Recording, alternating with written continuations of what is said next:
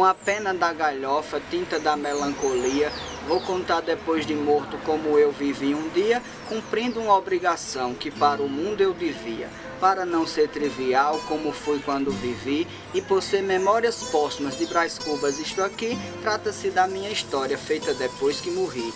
Morte que aconteceu na tarde de sexta-feira, às 2 horas da tarde foi a minha derradeira, na chácara do Catumbi, que vivi a vida inteira. O contato é familiar. Meu pai é poeta, sempre cantou repente, não escrevia cordel, mas cantava repente, mas um repente diferente do que nós estamos acostumados a ver. Porque o repente que a gente conhece é aquele 2 cantadores com viola tocando, ou se não, aqueles emboladores com 2 pandeiros. A cantoria que meu pai fazia era em dupla também, mas só que era trabalhando. Era uma cantoria de trabalho, mas era de repente, era de improviso. E ao mesmo tempo, meu pai também sempre leu cordéis para a gente.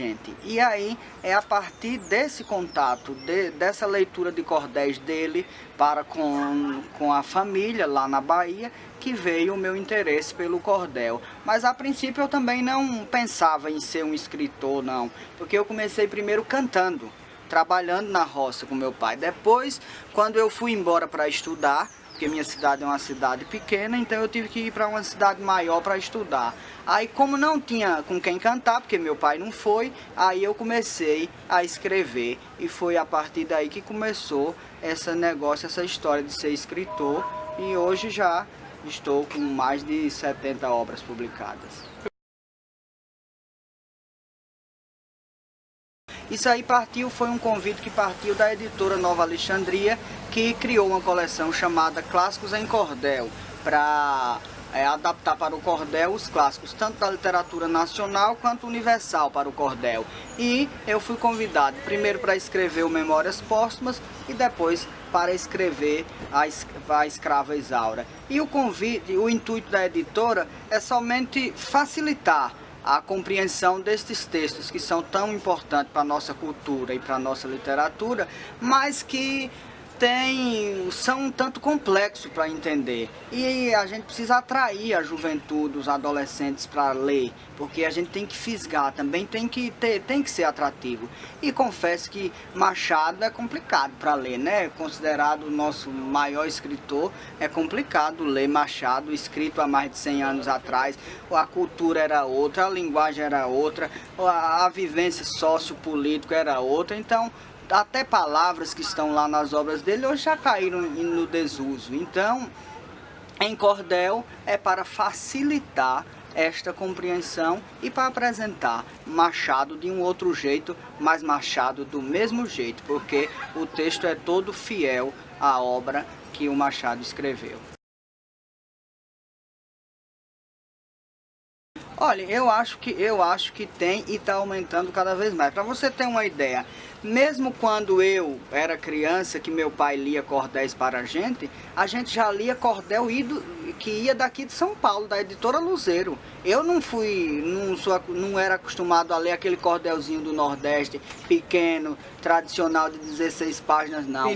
Pendurado, não. Meu pai já comprava na nossa cidade, lá em Ribeira do Pombal, cordéis que iam daqui de São Paulo, da editora Luzeiro, que é a maior editora de cordel do Brasil, que tem quase 100 anos de história. Então, foi essa editora que espalhou o cordel pelo sul e sudeste do Brasil e também chegou lá no Nordeste. Então, a minha história com o cordel é toda com a Luzeiro, porque meu pai já comprava daí. Então, a procura agora eu acho que está grande.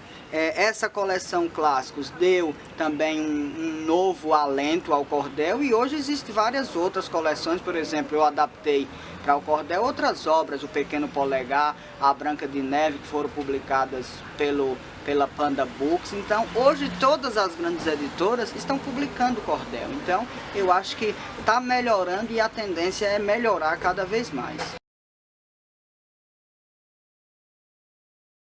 A minha influência de escritor, primeiro foi meu pai. Nunca escreveu nada profissionalmente, mas ele sempre escreveu alguma coisa. Ele escrevia lá na Bahia o que a gente chama de ABC do Judas. O que é isso? É no dia da malhação do Judas, no sábado de Aleluia, o Judas faz um testamento, só que meu pai fazia em cordel, e o Judas deixando a herança dele para todo mundo ali do povoado. Então a minha primeira influência é ele. Depois aí vem os clássicos do cordel, que o primeiro é Leandro Gomes de Barros, que é o criador do cordel brasileiro. Aí depois vem Manuel de Almeida Filho, vem José Camelo de Melo Rezende, vem tantos e tantos outros poetas, que são centenas deles. Mas as primeiras influências e as principais são essas aí.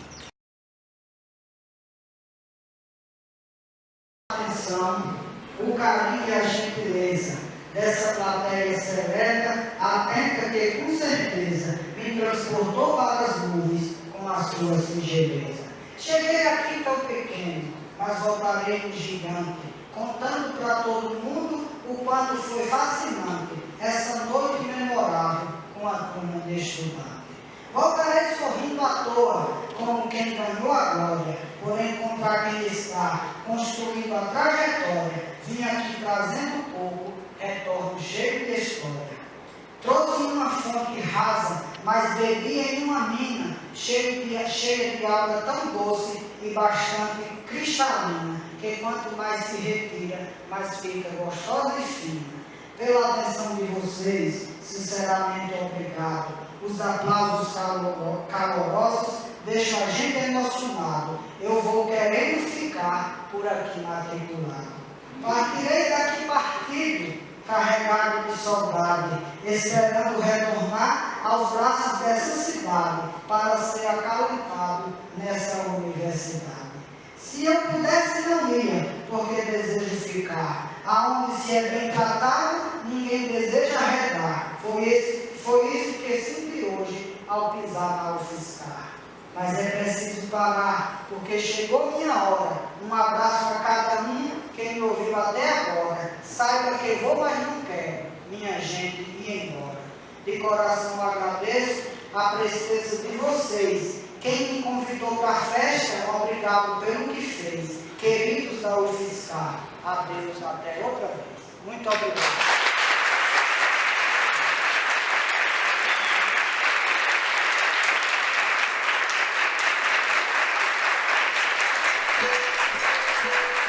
Yeah.